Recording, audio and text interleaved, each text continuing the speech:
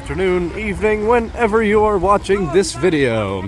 Bit of a last minute thing, but we are here at Great Adventure for the last 2 hours. I did have to work today, so that is a partial reason why we are here later, but today, well, yesterday, Shoreline Pier soft opened, so we had to sort of call the emergency bells so we can get out here.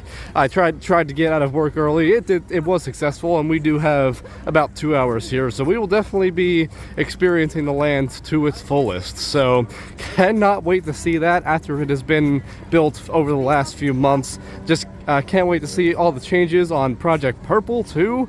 That should always be nice. But without further ado, let's get right into the park. Made it in, although we do not have any time to spare, so we are heading directly, obviously, to Shoreline Pier. Immediately upon entry, saw that skyscraper stuck in the air. Just your friendly reminder not to have any sort of cell phones on you when on any sort of ride. Take a look at that. It has a presence on the boardwalk, much so like Ka had. And of course, since they are building upwards, they have that massive crane over there. Now, reports have been saying that that crane is not fully extended yet and can get higher, so excited to see that rise. Although, do want to mention the awkward name that was just trademarked, Gargantuan Vertical Vengeance. I don't really know how to think about that. I don't see that being the actual name. It just might just be just a random trademark that they marked. But we shall see, and keep our patient brains waiting for an announcement soon. And here we are, the gates are down, and Shoreline Pier is officially soft opened. Only 3 of the rides only seem to be open right now, which is going to be Flying Scooters, Hypno Twister, and then in the background, Super Roundup, which was formerly Swashbuckler, for those who do not know.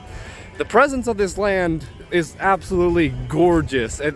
What was presented on the concept art, they definitely delivered, in my opinion. It looks phenomenal. I can't wait to see how it progresses even more. They really also nailed the boardwalk feel with the pavement here. So we also have Mr. Free Locker himself here, Dad. Dad, what are your first initial thoughts of the land here? Yeah, this is really neat. It opens it up. So you turn one ride into 5. That's pretty good. I really like the theming to this. And the boardwalk.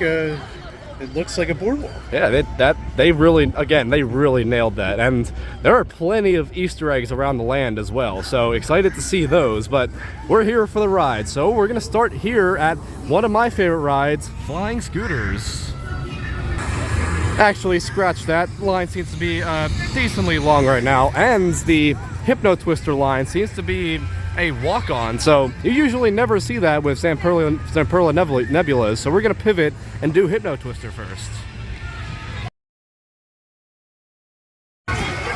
Well, we boarded the train, lifted up, and did not spin, so the ride is currently down.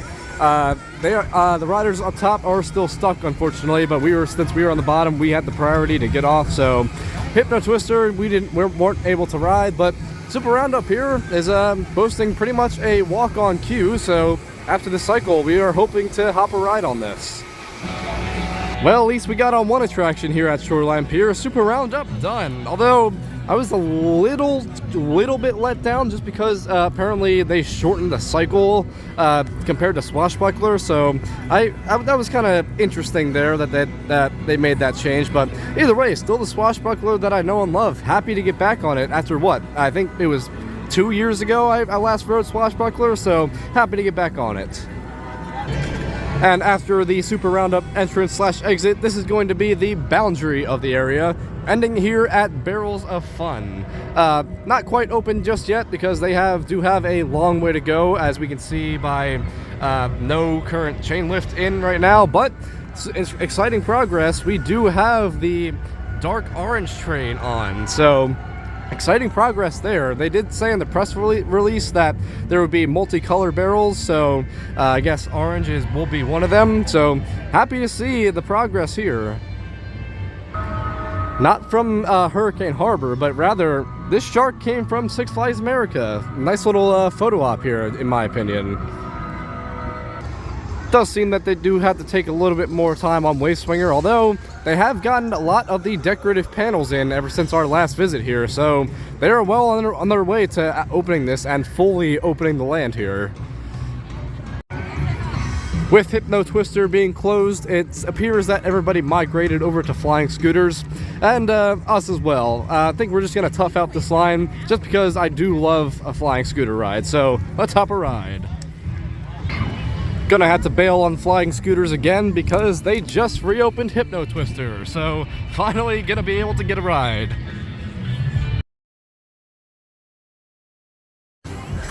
If I had a nickel for every time I broke down on Hypno Twister, I would have 2 nickels, which isn't a lot, but it's weird that it happened twice, right? Well, at least we got half a ride. We did get stuck on the top portion this time, so I'm gonna call that a ride. Well, again, half a ride, really. So, unfortunately, it does not look like the flying scooters line is gonna go down at all, and I kind of want to ride El Toro today. How can we not go to Great Adventure and not ride El Toro? So, kind of successful, one and a half rides here at the Shoreline Pier soft opening. Hoping to get back here soon when the land fully opens.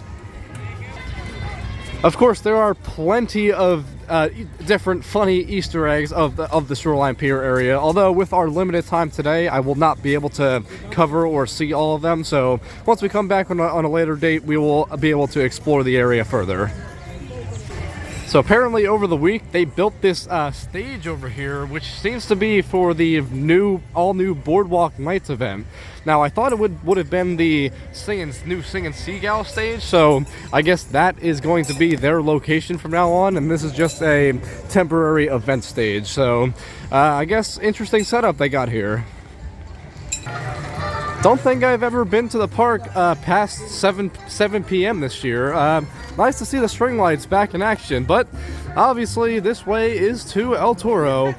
Current ride count for this year is about 22, I would say. So I do not see us doing more than one today, but at least a ride is a ride. So hopefully we are able to secure a ride today.